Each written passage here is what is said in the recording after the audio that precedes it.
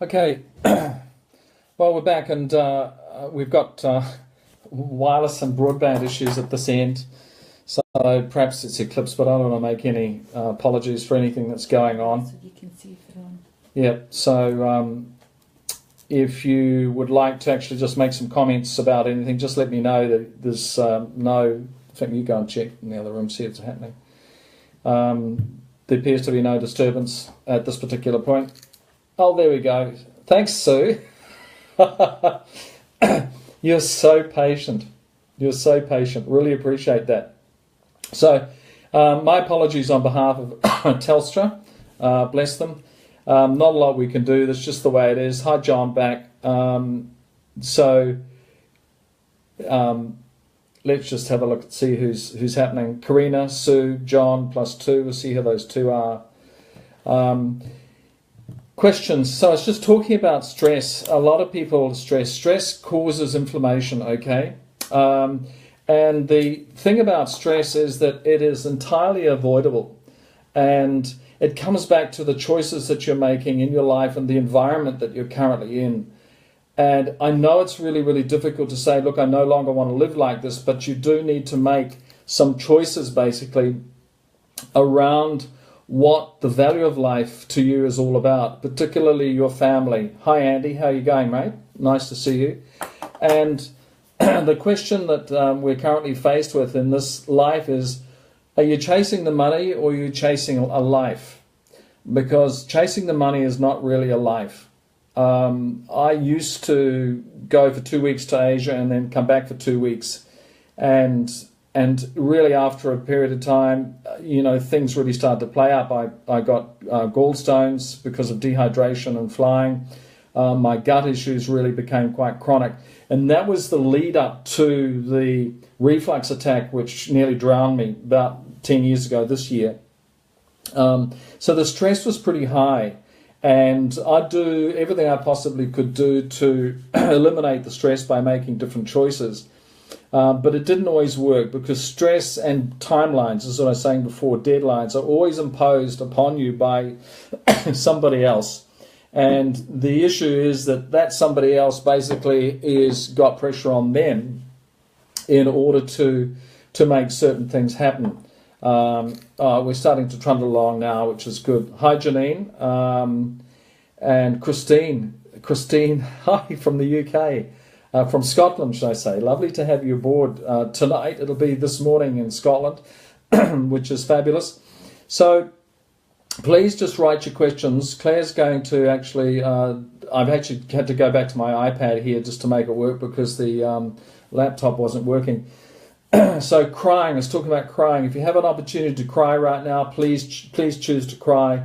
Crying basically is all about detoxing the body, and it's about trace mineral balancing. It is a very, very integral part of reality. Now, have I done a lot of crying in recent months? Probably not. So I had a little episode last week, interestingly enough, when I was doing this live stream, because I was remembering something about my family's involved in the meat business, and I felt tremendous guilt associated with that and personal judgment. So I actually came off last week's live stream and I just dealt with it, certainly by acknowledging it. Yes, it's part of my reality and that was it. But I didn't know that it was actually sitting under the surface the whole time and causing a bit of a build-up in my body. So it's really important to let this out, particularly if you're a guy. And it's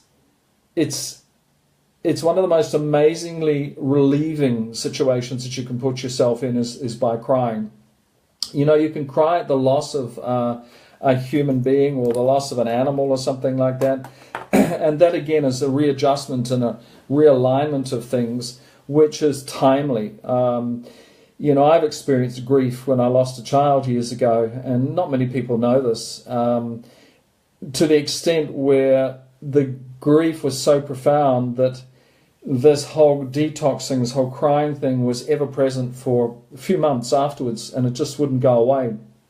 Every time the memory of this experience of, holding a deceased baby in your arms came back to me, it was very profound. Now, I'm not singling myself out as being unusual. each and every one of us have these sorts of experiences, and we must acknowledge them for the reality that they are.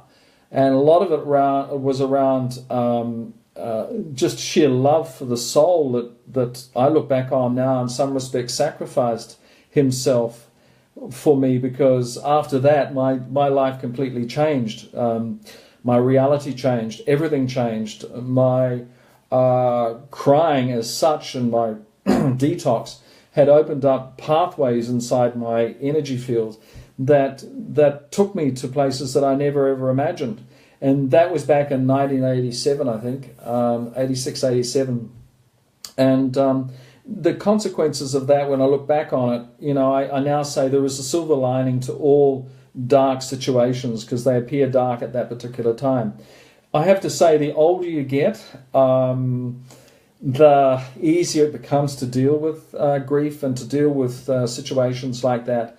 But do we need to have them in the first place? Well, I've subsequently come to the conclusion that no, if we're connected to the prime source, we don't need to have them. I believe that the human experience in all its raw emotional context is actually over. Something like an experiment, you know, whereby we've come into this realm to feel the feeling and feel the limitations of living inside the density that we have chosen to live within, in order to actually reconnect with that prime source, with that divine source. And I know I'm burbling on at the moment, but it just comes back to what's coming up at the moment and the message that I'm getting from you guys at the moment around. Hi Lainey, lovely to see you. How's it going in Bali? See your lovely pictures too. Around loss, I think to prevent grief in your life, it comes back to this issue of pure love and taking today and every day, one day at a time, and acknowledging with gratitude the life that you have, the fact that you've woken this morning and that you have your loved ones around you, that you have the trees, you have the animals, you have the birds, you have all sorts of things around you. Let's talk about basically the food that you consume and the impact that food has on your emotional state. Just to cut back to some of the topics that we did put up originally, the food pipe, basically your oral cavity. Let me just explain how this works. Just from here to here, there's your esophageal tract. It's under a tremendous amount of pressure at the moment because people are really struggling to stomach life. So they're finding it really difficult to swallow their reality. So that's, from a metaphysical or metaphorical context, what the issues are. Now, you either are eating the wrong food. So the first thing that I did when I experienced chronic esophageal inflammation, burning sensation. Now that's the acidity coming back up as a result of the reflux, was know that I had to change the food that I was eating in order to support the healing process in my body. You can't keep eating the same food and expect to have a result. In my case, as I explained with the reflux attack that nearly drowned me 10 years ago, I found the green papaya the next morning. And the green papaya I brought into my life basically to help break down that food, which was light enough anyway. And I was largely vegetarian and vegan for much of my life. I'd eat around the edges. And any issues that I did face with food were usually brought on by the presence or the consumption of too much animal protein. And the consequence is the body wants to reject it. But funnily enough, the animal protein and things like white rice, which just turned to sugar in my gut, cereals, things that had no nutrients in them, animal milk, bread and things like that, all those old world foods, I rejected. I totally rejected. And I think that has a lot to do with a gradual realization that I had come here to participate in the lightness of my being rather than the density of my existence. Does that make sense? I wanted to experience the lightness of my being rather than the density of my existence. Now, an existence is something that you just get up every day and you do the same thing. You exist. You're in that non-sustainable existence role. So again, this comes back to the choices you make and the food you eat. So what happens is I began to really focus on my vegetables and my fruit in concert with the green papaya powder. I have to say, from the day that I had the realization that I was in charge of my body and that I was the only one who was going to self-heal, I began to actually heal. And I think when you, and I, by the way, I did the medical thing. I went down that track, and I'm sorry to have to say, and I'll be very open about this now, that the information that the medical fraternity have it's outdated, and they have no franchise over my body, and they have no franchise over information as it impacts on me. How it impacts you and how it affects you is entirely up to you and the choices that you make. But I had disengaged, I'd unsubscribed entirely from that old model because it was no longer supporting my healing. And how many of you are facing this right now? How many of you are actually saying that current model is no longer supporting my healing? So just put your hands up. So the consequence was that this esophageal tract, you chew your food, so 9/10 of that, the actual breakdown of food begins in your mouth. It's bathed in acids and enzymes. You chew it, and I have an over exuberance. My salivary glands are very productive. So in that respect, I was very fortunate. So, this food takes 7 seconds to travel from here to here, and it comes back to chewing your food particularly well. 30 to 40 actual jaw movements in order to break down that food properly. But again, coming back to stress, deadlines and everything else, people are wolfing their food down, literally like a dog or an animal, without any relationship to the food whatsoever, and more importantly, without any relationship to the potential impact that food will have, hopefully in a positive context, on the body. I mean, they're totally divorced from your food. So you have to ask yourself the question, are you divorced from your food, or do you have a relationship with your food? Because if you have a relationship with your food, you find that any burning, any inflammation in the esophageal tract will start to diminish because the acids aren't being pushed back up as a result of this reflux. They even call it silent reflux or GERD and things like that. Basically, your body is rebelling. Your gut muscle is rebelling because it's in a state of paralysis. And it is a thing called gastroparesis, but, the gut muscle is paralyzed. And mine was totally paralyzed, and the impact was my gut was rejecting food, so it just came straight back up. Now, the acid comes up as a result of that and literally burns the esophageal tract. You're finding people now with cancer of the esophagus and the vocal cords, the throat and things like that. When there's cell abnormality, it means that there's no nutrients basically feeding those cells. It means that food is not being broken down properly in the body, and that's anywhere in the body. If there's a cell abnormality and it gets called this name, cancer, then you've got to come back to your gut function the whole time and changing the environment so that the tissue, so that the cells basically which hold this particular thing together, the esophagus together, begin to heal themselves. Every part of the body has regenerative capabilities. It can regrow, but the idea is having cellular regrowth occur in a new environment rather than out of the old environment, if you know what I mean. It means making different choices to heal yourself because you want to change the environment in your body to sustain life. And that's largely about acid-alkaline.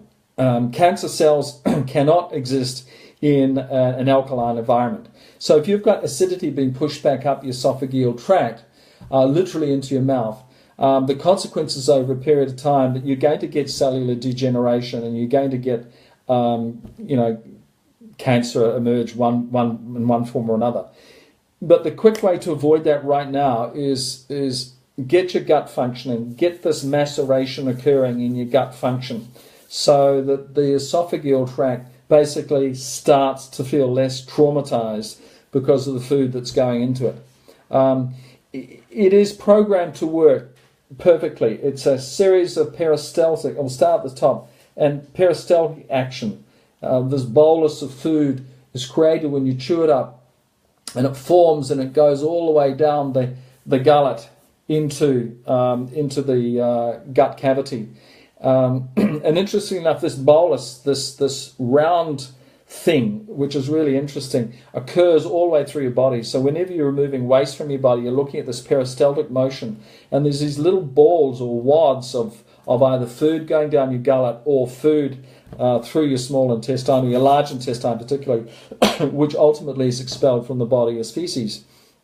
So the number one tip I can give you as far as that is concerned is really comes back to gut function, and it comes back to the ability of the gut to break down that food, but you've got to chew your food.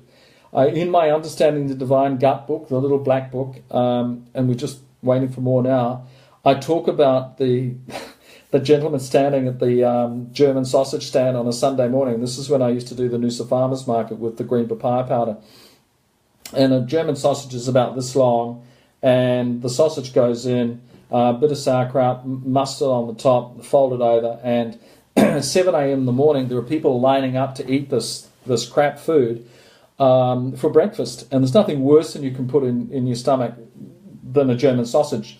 WHO through UN have come out saying that basically all processed meats particularly will cause cancer. There is a story, interestingly enough, and I won't give too much detail, but it is a local meat preserving operation that smokes and things like that. And they've had a cluster of cancer outbreaks. I'm talking 3 or 4 people basically who have experienced cancer in their environment. So you ask the questions. So Carmen says, I don't have a doctor and I've decided long ago to be my own doctor. I think that's very admirable, but let's just be very clear here. Doctors have a place in reality, particularly if you've got blood gushing out of your body and you're in an A&E environment. It's very, very important. The other role they can play is that you go and asking the questions or saying, I want the following tests, which is particularly important. So you can actually check your bloods, for instance. You can check your hemoglobin levels. You can check your mineral levels and things like that. So in that context, they're very, very handy.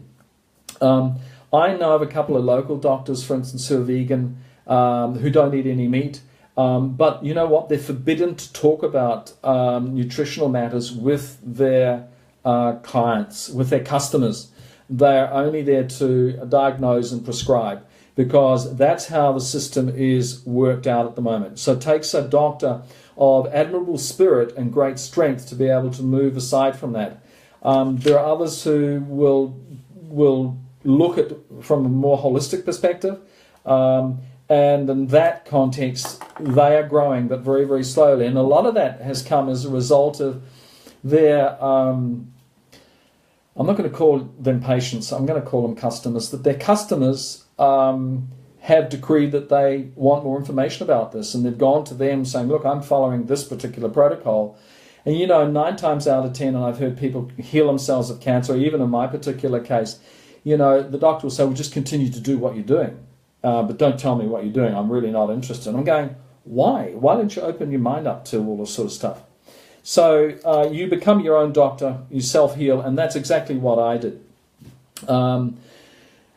So Trevor, it's good to see you on board too. Thanks for actually being on board.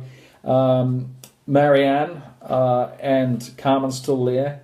Christine, Dad passed away 3 years ago. I still think of him as alive and speak to him daily. I do wonder if this belief serves as a barrier to tears, which I have not yet fully allowed. What do you think, Christine? It's really interesting that we should be talking about tears tonight, because as I said last week, I had a little tear up in relation to something which occurred in my past. So what do you think the answer to that question is, Christine? I think if you acknowledge that the belief is around, I know this is bizarre, but Claire and I talked about it today. I think of my toasty, the little Shih Tzu Maltese who passed away 2.5 years ago, and it only seems like yesterday. But when I think of him, and by the way, I grieved. We both grieved for the loss of him. And there was a period where he just wasn't around, and it's just the same with a human being. When Dad's not around, Christine, there's an emptiness there.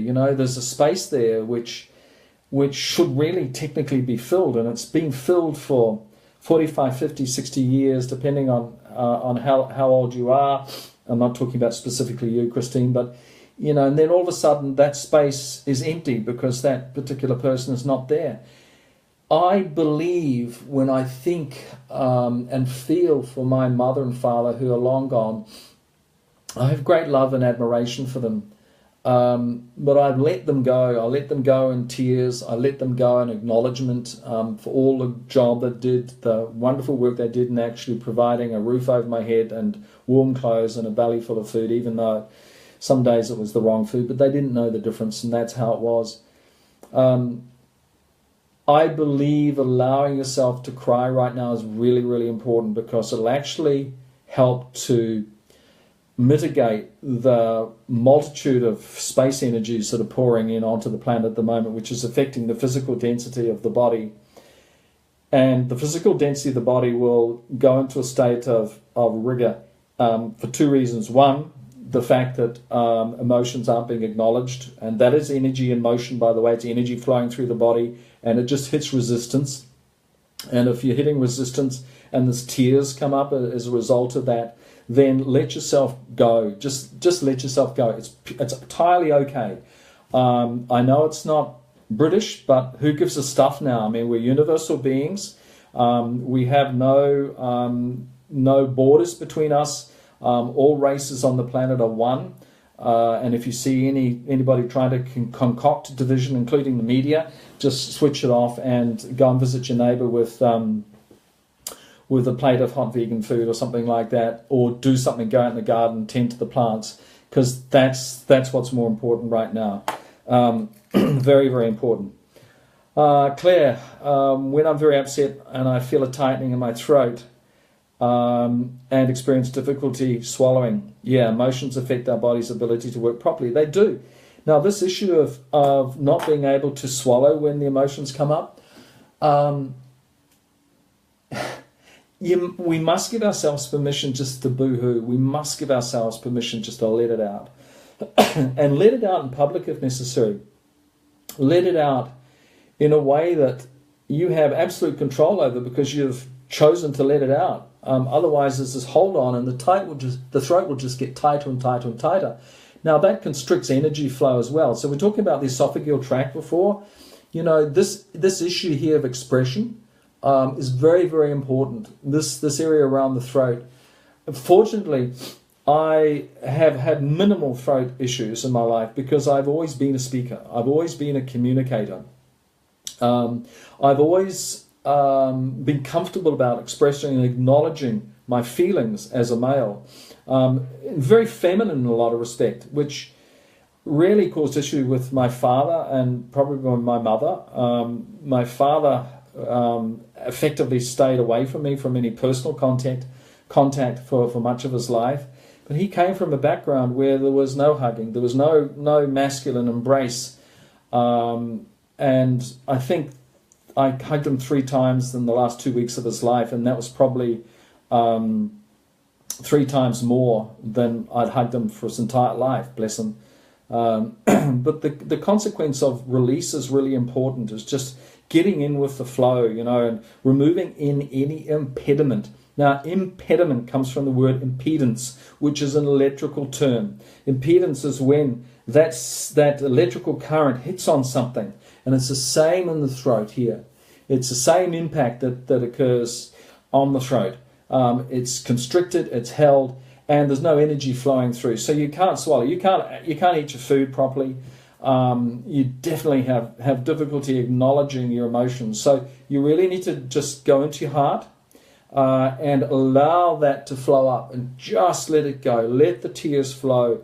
Let the sound flow. Let the boo-hoo-hoo. Let the cathartic movement of crying begin to have such a powerful and positive impact on your body that when you release, you find that you've got, as I mentioned before, trace mineral rebalancing goes on. And that's particularly important in a body that's out of balance. So, Claire, yeah, there's no doubt about it. If you hold on to energy inside your body, it's going to impact how it operates. And it's all held in here. It's all held in your solar plexus. Any discordant energy is held in your solar plexus. And this is why gut function is particularly important, because I found the moment my gut started to function properly, things began to happen. And my wife at the time was freaked out because all of a sudden this husband of hers was emoting, was actually touching his feelings and actually living the truth of things, which is very important. Remember, we're universal beings having a human experience here. Magnesium, Cheryl. The most absorbent member of the magnesium family, okay, is magnesium chloride. And I actually make my own magnesium oil.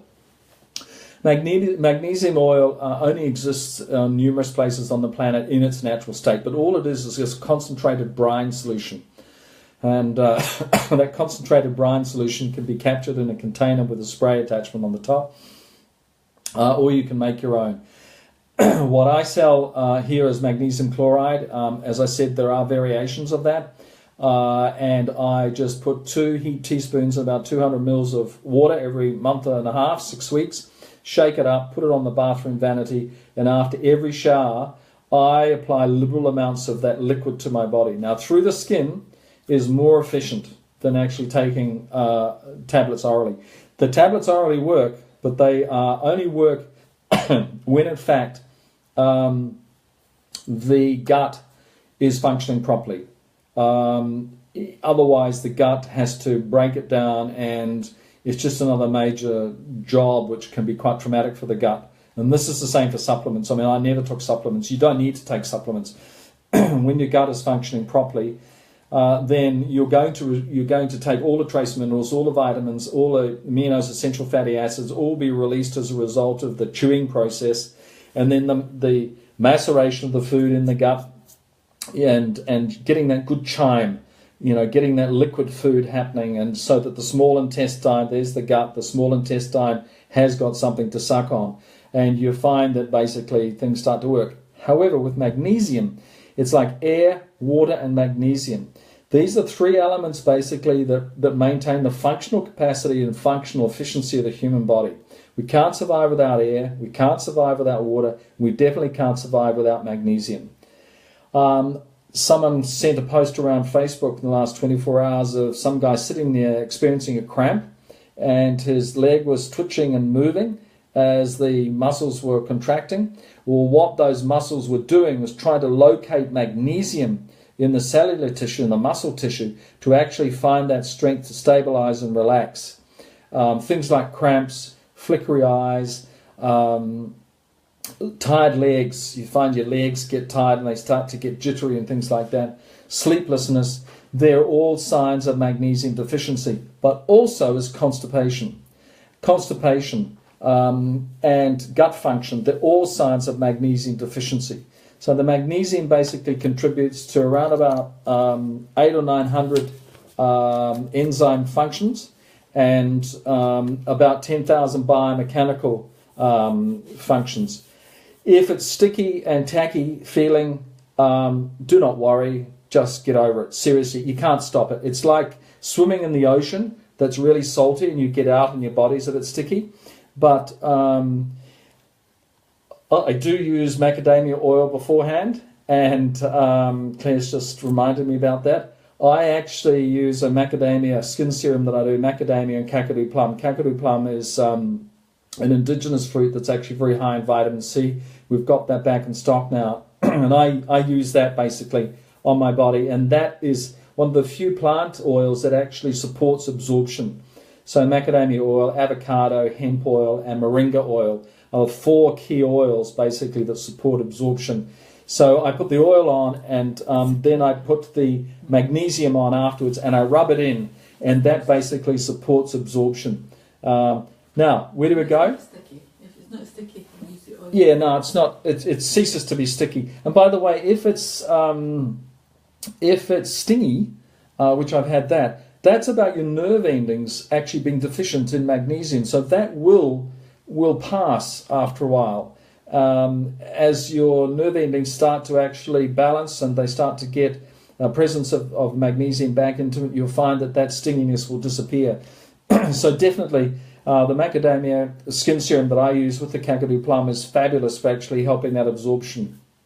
It's a lot easier. So Cheryl, I hope that answers your question. MagClaw is the most effective member of the magnesium family. And Jemina, as far as the sticky and tacky feeling is concerned, it's just like getting into a really, really salty ocean. But in this particular point, you're localizing it. So navel, into your solar plexus, nape of your neck, lower back, behind your knees, okay? Now, this is basically where all nerves gather in your body. And it means that this magnesium will actually absorb through the skin into the nervous system and get into your bloodstream really, really quickly.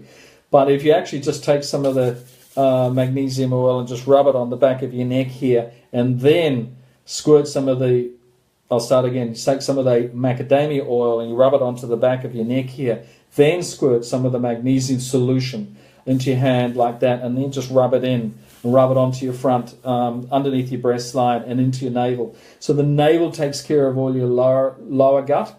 Your solar plexus takes care of the heart. Here's an interesting fact. 95% of the people that actually carted off to hospital with cardiac arrest or cardiac failure have gut issues. Okay? Now, two reasons why. One, that they're eating the wrong food and that they've got this thing going on in their gut, so you get the green papaya in. But you know the first thing they do with heart attack victims in hospitals, they pump pure magnesium chloride into the heart muscle, and it relaxes. Okay, I don't know if we've got any nurses on board tonight out of the number that are here, but you can corroborate that if you like. But they certainly get magnesium into the system, either as a drip or they put it straight into the heart to relax the heart muscle. Now, if the gut is not working properly, it'll draw an electrical charge from the nearest largest organ, which is the heart. So this is really, really, really, really important to maintain that magnesium and keep things going. Yeah, look, John, a doctor in the Adelaide Hills who promotes a paleo diet. If it involves eating animals, good luck to you. Paleo schmaleo. I was speaking to a lady today, and there are aspects of the paleo lifestyle which are okay, but this whole issue of bone broth is dangerous. And again, bone broth is a separated protein. It's pure collagen. So when you boil bones up and you see all that stuff float to the surface, and people say, "Wow, this is cool, and my body's going to like it." It's a separated protein, which means that the body can't identify it. Particularly where there are gut issues, it's like pouring toxic poison into your gut, and it's just like crazy stuff. So remember that the animal gets its protein from the green food that it eats. So cut out the animal, the middleman, and just eat the green food. You can see on the back of me here, there's a little vision board going. Most of it is around creativity and green food and living food, and also lifestyle and various other things. And guess what? It's beginning to happen. And we'll talk more about vision boarding later on. In fact, next week, I'd like to mention I've invited Pam Siddons on, and she's a local practitioner in bioenergetic synchronization technique. Both Claire and I have been seeing her regularly for the last almost 2 years now. And without her involvement in the scheme of things and helping to rejig the DNA and remessage the DNA, I doubt whether I'd be here at the moment. But having said that, also if I was a meat eater, if I wasn't a vegan as such, and I was labouring my body with inflammation and various other things, including lashings of alcohol and various other food which doesn't support life, I wouldn't be here right now. So we've gone through a lot in the last couple of years, and a lot of it has to do with the fact we survived, the fact that we have acknowledge conditioned belief systems very, very easily. And I'll have Pam talk about that next week.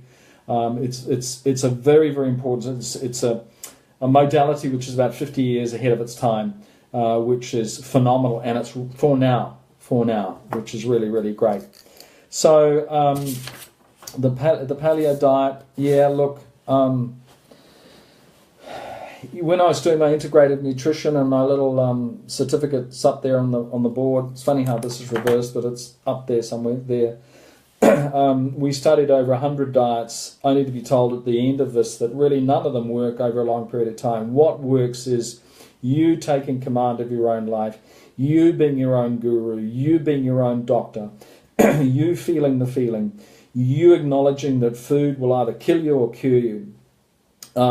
You as a mother or a father play a particularly important role because your children are looking to you, particularly young children are looking to you for guidance right now around this whole eating thing. I was having a conversation with a client today around this whole issue of being a conduit for wisdom with your children, focusing on your intuition. And then what happens is the children also are full of wisdom, and you start to listen to them and look at them. Trying to enforce things onto a child is the worst thing you can do. So if a child actually is ill at the moment, the best thing you can do is get it off all animal products and remove anything which is likely to inflame the body. Dead serious, because all of these wee souls now, they're plant souls, they're plant beings. They're full of light, they're full of love. And especially under the age of 7 years old, you've got an opportunity to really, really impress some truth onto them in a way that they know better. They absolutely know better. And if a children decides not to eat for 2 or 3 days, then it doesn't matter.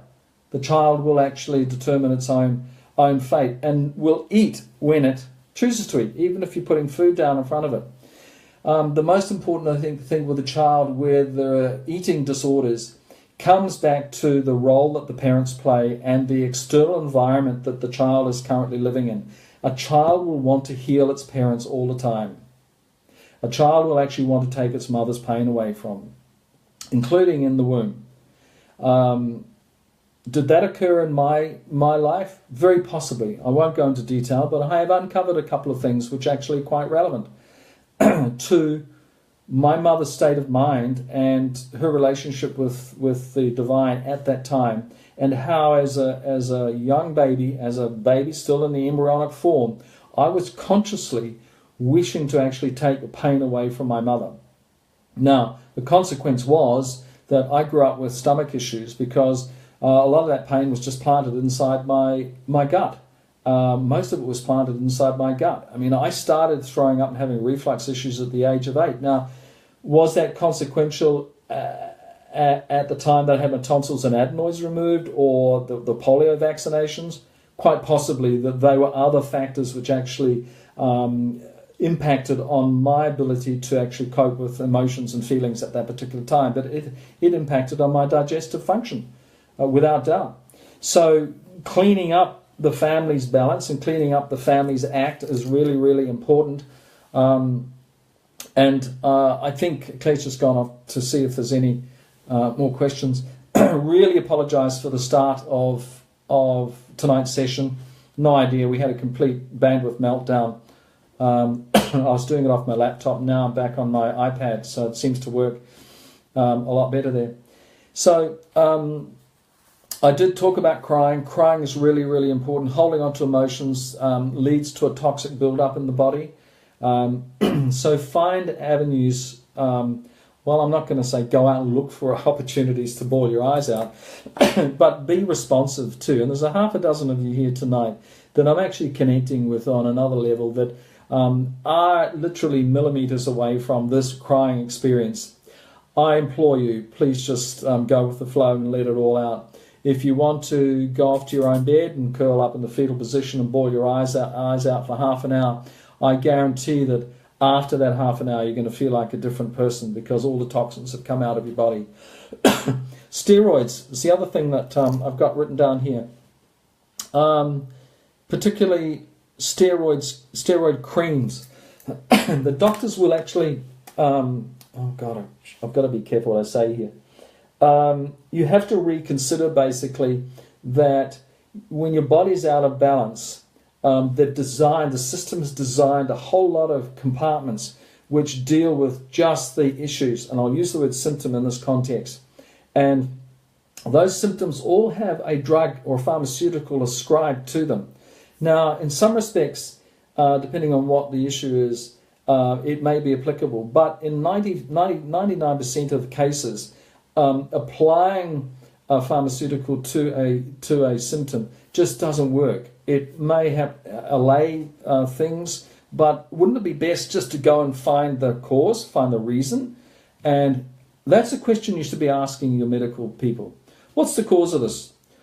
In my case, we don't know. There's some really great research being done here. Have a protein pump, a proton pump inhibitor, and I'm going, no, I want to know what the cause is. So I stood my ground. Well, we don't know, but this research is coming on, and hopefully we'll know. But take the prescription anyway. Well, I just took it and just ripped it up because, the impact of proton pump, and that was in last week's transmission, by the way. The impact on the human body is phenomenal.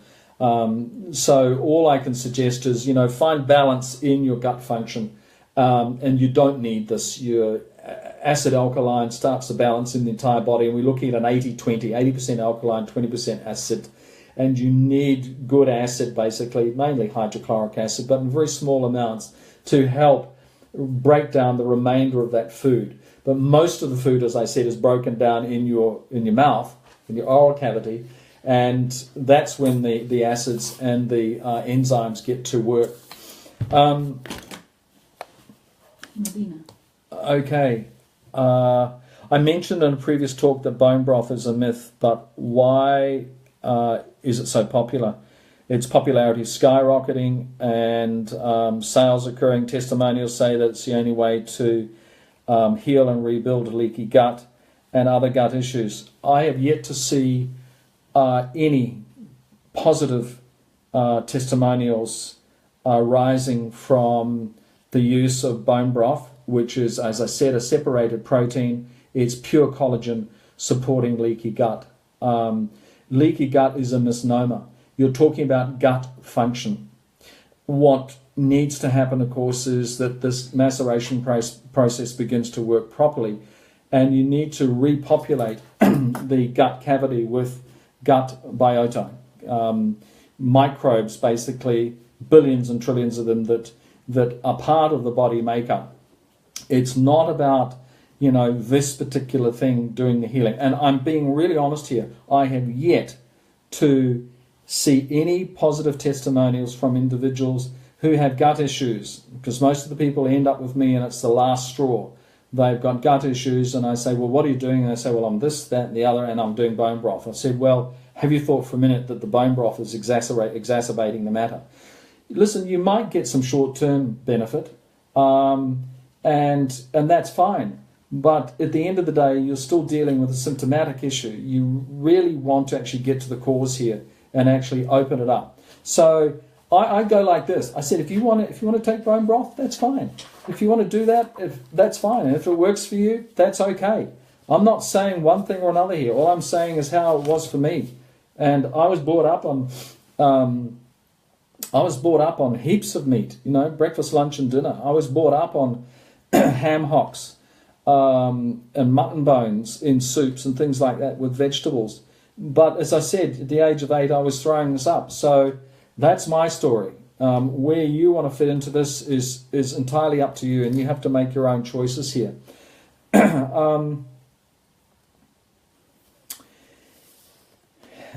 Yeah, Danny, look, it comes back to this whole issue of HCl supplements. My view is really straightforward. You don't need any supplements if your gut is working. You don't need them. The only thing that I take regularly is, rubbing the liquid magnesium onto my body. I will take some magnesium tablets from time to time, and I highly recommend the Blackmore's Biomag or Mag Plus. The other thing that I'll take, especially during winter months, and both Claire and I haven't had any illness at all. You know, we see, you know, things from time to time about the so-called flu epidemic. Well, it's a load of rubbish. It happens every winter. You know, the body's immune system basically is sufficiently robust enough to ward all that off if you don't interfere with it. If you interfere with it and it puts money into someone's pocket, well, then that's an issue. If you have a catalyst initially to get your gut working, like the green papaya, then that is another issue as well. But I can tell you it saved my life, and I wouldn't be here talking to you now if that was the case. But in terms of supplements, your body does not need them if the gut is functioning properly, because it's going to be breaking down everything beautifully, and the consequence is you're going to get that lovely chyme, which flows, that lovely liquid food, which flows into the small intestine, where you start to absorb all the nutrients. I made another note here, by the way, in regards to depression, stress, foggy brain and anxiety. Most of those issues occur as a result of biological imbalance and the way you react to the feelings that occur in your body. If you understand basically that certain feelings represent certain stories and you choose not to participate in that story, you can turn around the healing process really quickly rather than actually perpetuating it and making it worse. Does that make sense? All right, so we did start late. I think it was until 20 past 7 before we actually really got going. So if you've got any further questions, please feel free just to email or just post a message in the thread. We'll post this particular transmission live so that you can also send people here to have a look at it. Now, Claire's also mastered the way to convert this particular live transmission to a YouTube file. So the last three are up on YouTube, and we'll put this one up on YouTube as well. So you can use that. I know I had somebody down the line who was a practitioner, and they wanted to actually offer the transmissions to some of their clients just to have a listen to. You see, this is about picking up what works for you. This is not a rule thing. There's only one rule, and that is focus on getting well by making different choices. That's the only rule, and that's common sense. That makes sense. You know, diving for the doctor or some pharmaceutical medication at the drop of a hat isn't going to help your long-term resurrection as a physical, mental, emotional, spiritual being. And I think that's particularly important because, you know, I found that my spiritual connection improved dramatically once my body actually started to work. And that's, after all, what we're all looking to do, is to reconnect now. If you're reconnecting through your faith, or if you're reconnecting through connection with the divine source, then so be it. You know, they're all avenues which will get you to a particular place of reconnection. But let me say that it's really, really hard for reconnection to occur if the body is not working. It's really, really, really difficult. So things are like depression, stress, foggy brains and anxiety. For me, that all disappeared really quickly. 2 or 3 months into using the green papaya, all of that stuff had disappeared. At the 8-month period, my fibromyalgia and arthritic pain had completely gone. I mean, I got up one morning, I had no aches or pains in my body, none. And I actually remember this experience very vividly. It was just down the road from here, and I got out of bed and I had no pain in my body, and I put 2 feet firmly on the floor. I went from side to side, I jiggled around. I had no, elbow joint issues, tennis elbow issues. I had no thigh, knee issues. I had no lower back issues. I had no neck issues, because I used to suffer from neck issues as well. All gone. And that's what happens when the gut starts to function. And that was using the green papaya powder, just a flat teaspoon once a day after the main meal, was dramatic for me. Now remember, if you don't want to do this, that's fine. But I'm giving you the opportunity to go down a pathway that I use to self-heal, so that you can feel this empowerment which arises from self-healing. It's a remarkable experience. Jody, re-smoothies, if digestion starts in the mouth, are you still going to be absorbing much as it's not really being chewed as you would food? Well, that is an issue. Why can't we just chew whole food? See, smoothies are a convenience factor. Smoothies, like coffee, are part of the convenience thing. If you are going to take smoothies in the morning because your gut's under pressure, make sure that you wash it around your gob. Literally give it a good bathing in acid, give it a good bathing in enzymes, and you will find that it'll work a little bit better. But if it's dropping straight into your gullet and hasn't been dropping down your gullet, dropping straight into your gut cavity, and it hasn't been bathed sufficiently in enzymes and acids, the gut's still going to have some problem breaking it down.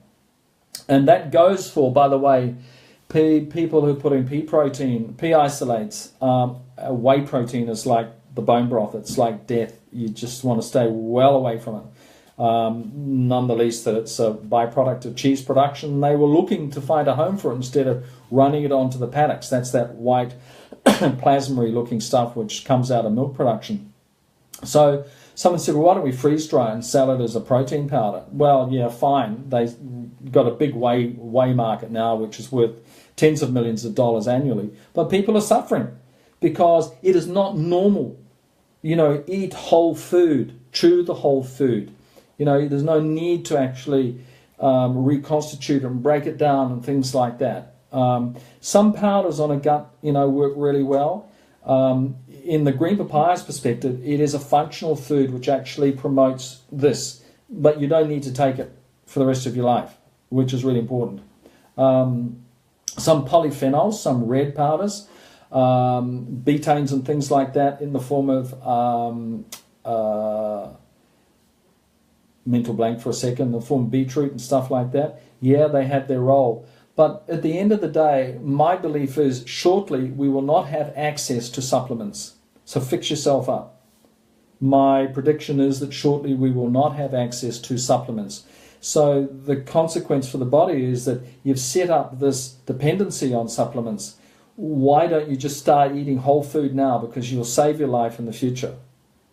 Because I have a funny feeling that this whole matrix is just going to switch off and switch over. And we will see a rapid return to literally the old days when, in fact, these things weren't available. You'll see a collapse of the greed and the commercialization of the human body. I mean, we're treated as a commodity. We all have numbers, and that number has to contribute in tax. It has to contribute in retail consumerism. And my belief is that in a very, very near future, all that is going to collapse. However, in the interim, prepare yourself for this potential situation because it's not going to be a beautiful sight.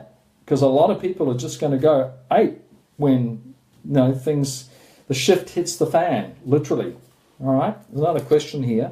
So the smoothies thing, by all means, if you want to do smoothies, but really, really pay the content of that smoothie due diligence in terms of getting some enzymes and some acids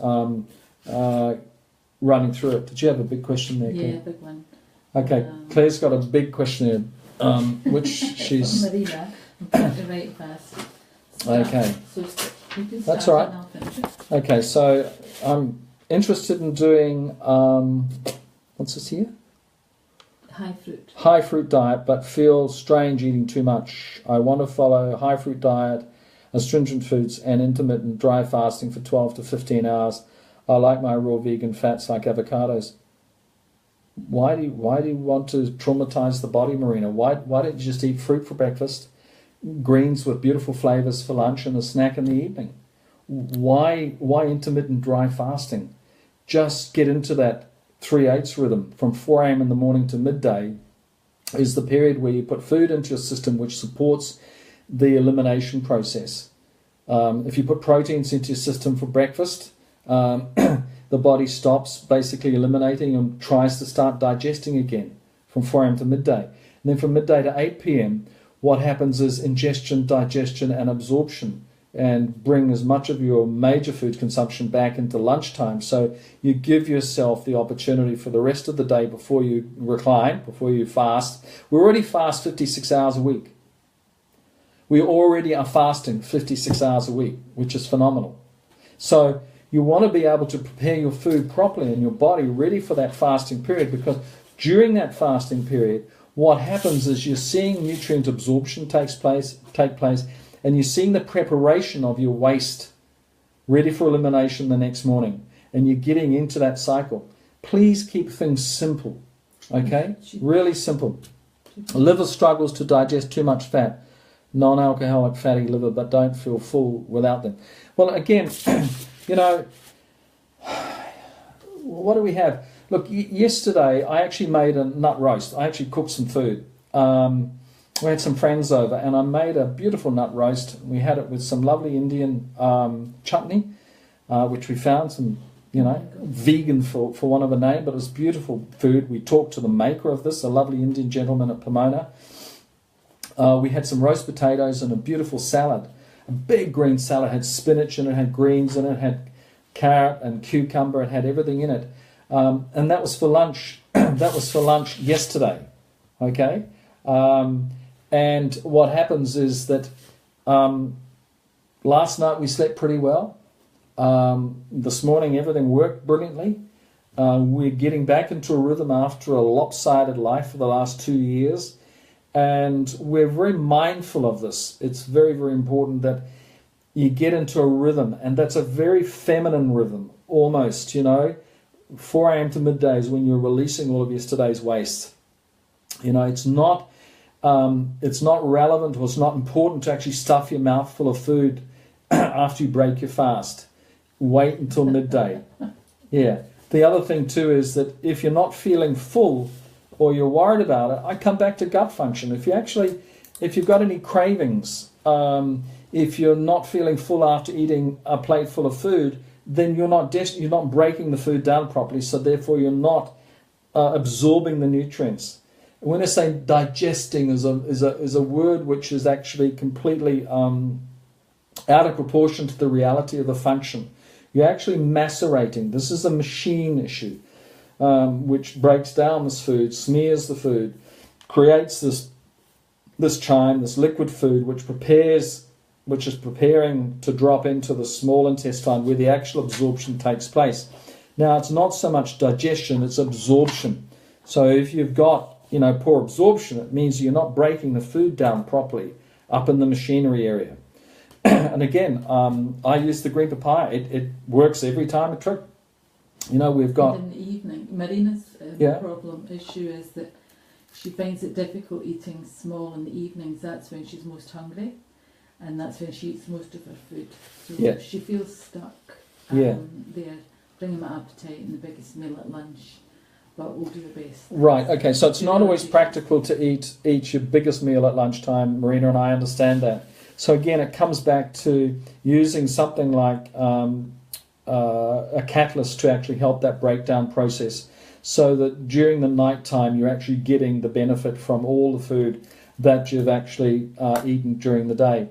If it looks like having a Tupperware container with some greens and flavors, you know, lovely garlic aioli. I mean, this is how I started to actually introduce flavors.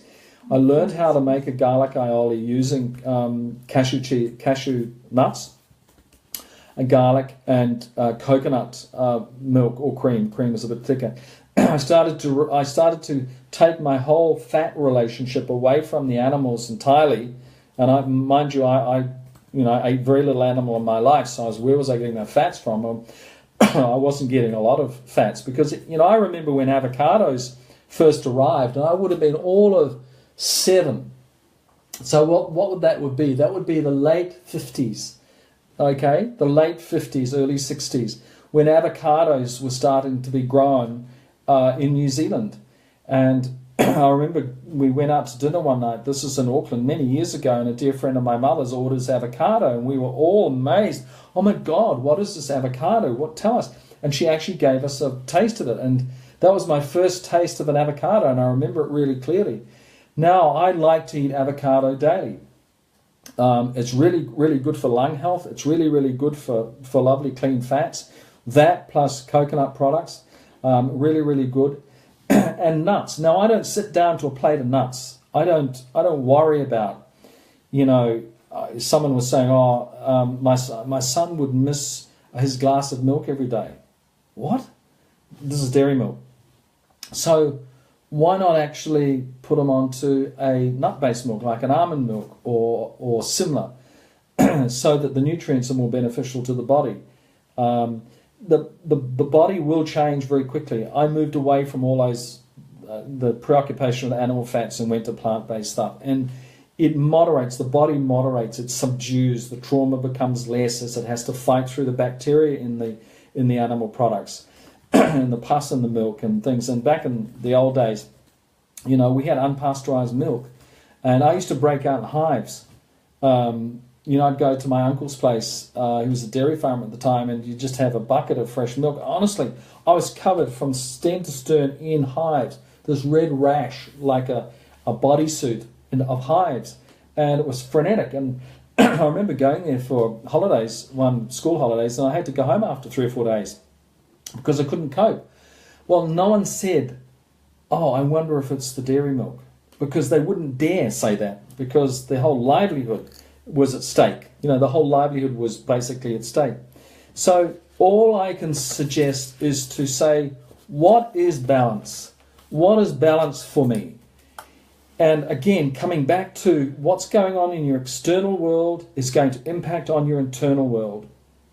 And if there is a mental preoccupation with certain things in your external world that are out of balance, but you're making good, you're living with it. It's even like a medical person saying, oh, you're going to have to live with this the rest of your life. BS. That's like a statement. That's like having the bone pointed at you. You take control and you say, okay, what in my external life can I fix up that will impact on my internal biology? Because it will. And it does. I'm living proof of that. It does. I mean, I lost 25 kilos as well. Things like relationships improve. Other elements in life, from your general joie de vivre, your happiness, your joyfulness, finances and things like that, start to go better when you find that balance. And as I said, Claire and I threw ourselves into the last 2 years, and it actually ended up putting us out of balance. But we are now quietly, even after a week and a day or so, we're starting to find balance again in a very peaceful environment. So it's very, very important. There's another question here. No, yeah, okay.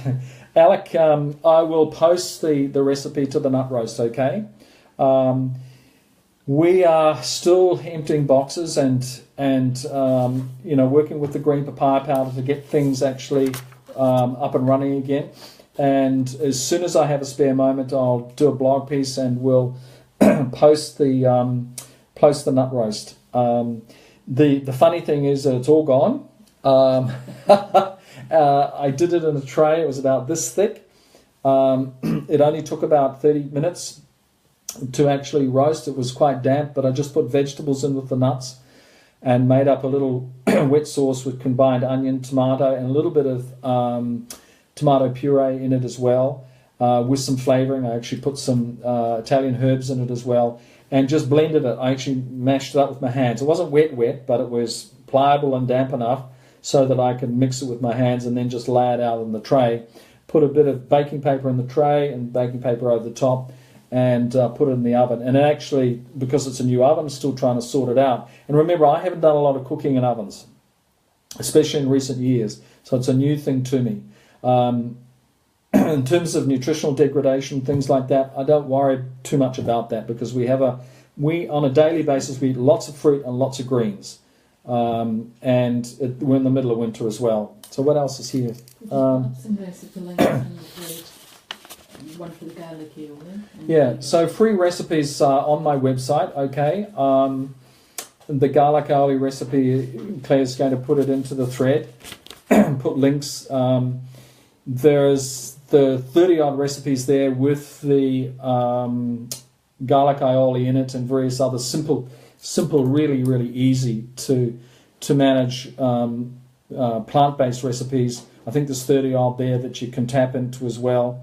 And they've got videos attached to them. I did them 2 or 3 years ago now, but they're still relevant, and the PDFs are there as well. So you can actually print out the PDF and make up your own little folder so that you can begin to introduce food on a daily basis, which you will pick up in terms of preparation as second nature. The biggest issue that a lot of people face when they actually want to introduce more plant-based nutrients is that I call it the frying pan syndrome, and it's called FPS. Now, the thing with FPS, the frying pan syndrome, is that it's so easy just to dive for the frying pan, slap something into it, and sit down and eat it.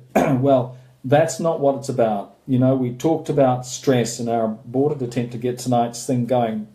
I talked about stress. You know, when you're doing things to actually make yourself go faster, you've got to stop and saying, this is ridiculous. My body, mind, and soul is not benefiting from the stress that I'm actually introducing to my body. And you have to realign your values. This is a values realignment process right now. And by the way, people are talking about the eclipse. They're talking about this time of the year. What you're thinking right now, if you can give more creative energy to, will be of greater benefit to you long term than actually still playing the old game, going after the money. It's really, really important. But you can also receive comfortable living by being creative. And that goes without saying. I mean, I've written 4 books. You can't see the title of the other book, there you go, but it's actually on my vision board behind me. And that's in the hands of the publisher at the moment. And you know, we're hoping basically that this will be another reality by the end of next year, by the end of this year, or certainly New Year. And it's all about lifestyle and the food, because I love food. You know, those of you who came to the Go Vegan Deli, you know, we produced the most amazing food. The tastes and the flavors were actually incredible. We produced everything on site. Whereas all the other restaurants around us, by the way, they were getting truckloads of processed food delivered to them daily. The meat, yep, they would slice the meat up and the fish and things like that. But frozen vegetables, chips, all sorts of fats, lards, oils, and all sorts of things. They were getting delivered daily. And where we were in an apartment above the shop. You know, we'd get woken up at 6 o'clock in the morning with boxes of food being thrown at the back door of these restaurants. You remember that, Claire, don't you? Yeah. And I say to myself, how would you treat your food like that? No, you treat it with reverence, with venerability. You venerate the food, which is particularly important. We're still going strong here, Claire, and there's still people coming on board. So, yeah, I'm happy to just go for a few minutes longer. So we're going to post some recipes. The other thing, too, is if you've got any questions or queries, please feel free to ask.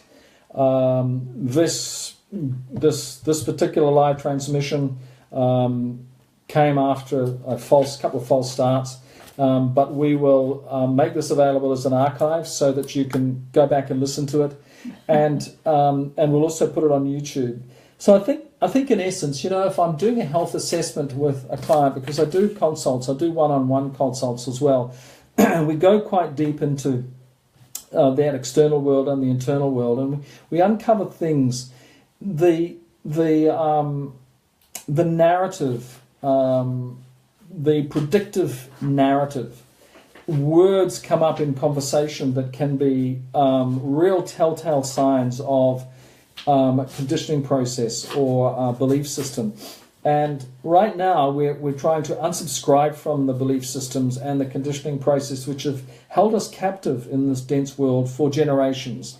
And we are here now, all of us, all of you, all nearly 30 odd people, we're all here now basically to help disengage from the dense matrix. And the only way I know that I'm doing it is through my biology, is actually eating food that's full of life, that's full of light as well. Just, you know, the atoms are all pulsating, the protons, neutrons, and everything's all working in such a way. The DNA of the food is complementary to my own DNA. And the consequence is your body starts to heal dramatically. Then you start to connect with the divine force. Then you really, really start to have a relationship with the prime source. And we are, after all, just expressions of the prime source. So you become it. You become it. You become, you put yourself basically in a position to be able to articulate with confidence a lot of what is going on inside of you. And all you can do is put it out there, and some will, some won't, and others you just have to bless and let them go by. Okay, a couple of last questions here. That one first and then actually. Marina, taking pawpaw powder now, sometimes feel like it gives me a stomachache. She wants to know how long it will take before she feels better. Yeah. How long is it? How long is it? Marina, let's talk offline, because I'm more than happy. You know, we've been Facebook friends for a couple of years now, probably even more. Let's talk offline, and I'm happy just to have a quick look-see at what you're doing for breakfast, lunch and dinner, and anything else in your external world, because, you know, this stuff is a proteolytic enzyme, will hunt out proteins in all green food and help to break them down and relieve stress on the gut, so it works. So it comes back to basically what other external influences are impacting on your biology at the moment, Marina. So let's talk offline, and I'm more than happy to do that with you and for you. Coming to Donna. How do I fix gut dis-ease? Sick and tired of doctors just treating me with pills all the time. I look like I'm constantly pregnant. Well, that bloating basically, again, you know, it's just very simply is your body's reaction to life generally.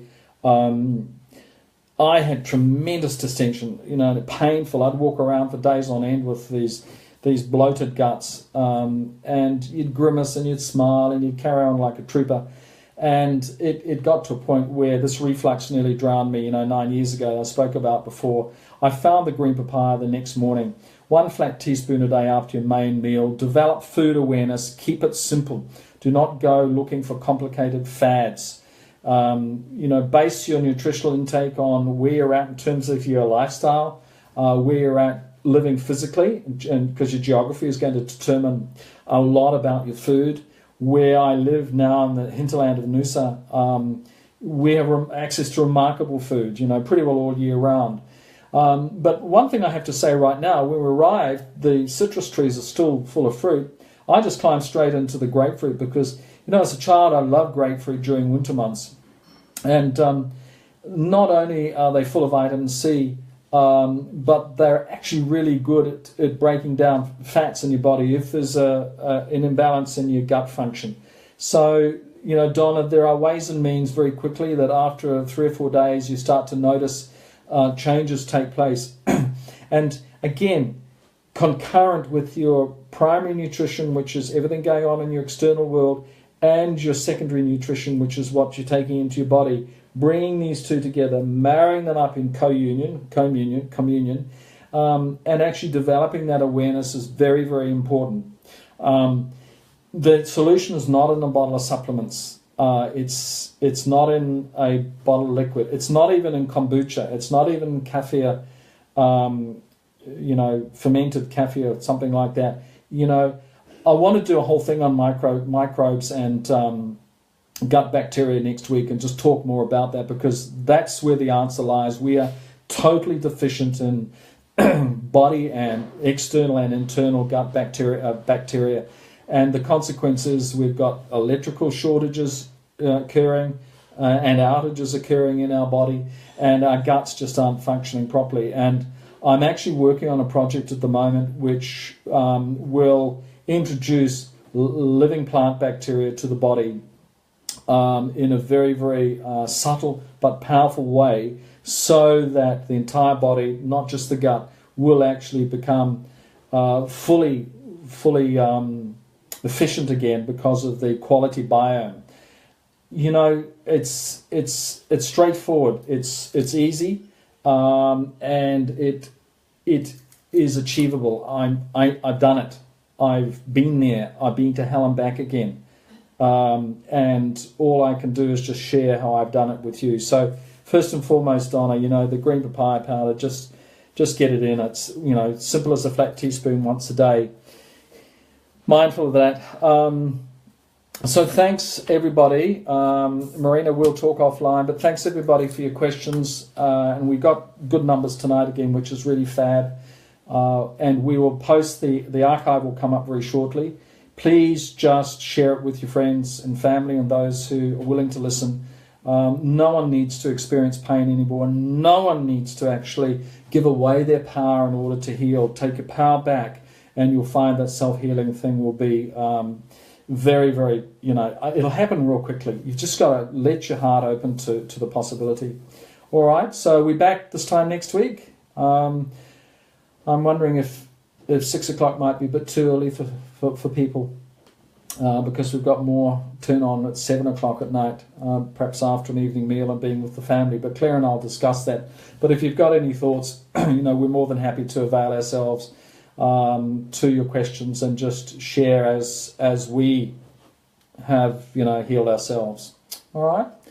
So anything to add? A couple of other ones, but you'll need to answer them offline because it's okay. 8. Yeah, we are. It's nearly 7:45. So the other questions we'll just answer in the thread offline. Watch out for the links for the recipes, and let's just get this thing gelling amongst ourselves here, because this is the 100 monkey effect. 1, 2, 4, 8, 16. We need to bring the frequency up on the planet as quickly as possible. You do that through the food you eat and how your cells respond to that.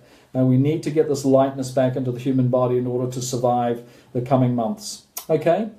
Take care, all of you. Let me just see who's left here. Sue, you're an absolute trooper. Thank you, darling, for being wonderful supporter over the years. Hark back to our days in Adelaide, and John's with you now. Sherry, good to see you here again. Lynn, I know you're probably calling from calling from overseas, probably tapping in from overseas. Val and the two score and others who are still online at the moment. Okay, love you all. Remember that without us there is no planetary healing. We heal us, and the planet will heal. Okay?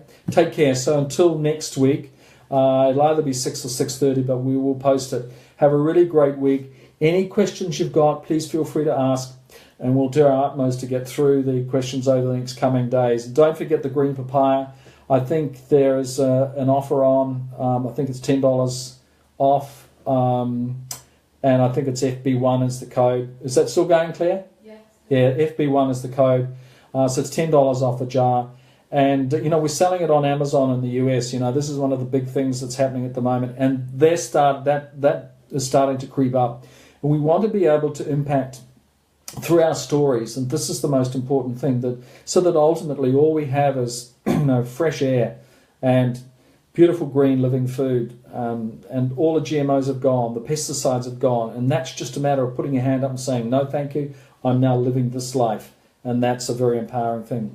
Okay, so until next week, love you all, and be very, very good. Okay, bye.